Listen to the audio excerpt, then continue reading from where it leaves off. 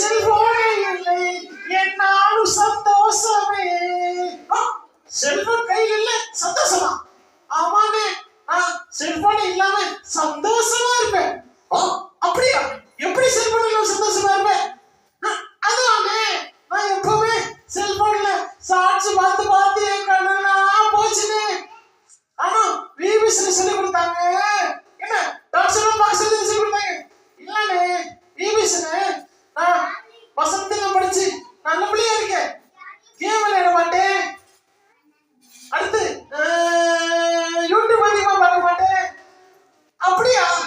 உண்மையாவா?